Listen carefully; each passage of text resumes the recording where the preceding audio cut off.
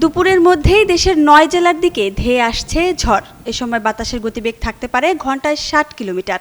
একই সাথে হতে পারে বৃষ্টি অথবা বজ্রসহ বৃষ্টি। এ সময় দেশের অভ্যন্তরীণ নদীবন্দরগুলোতে সতর্ক বার্তা দিয়েছে বাংলাদেশ আবহাওয়া অফিস।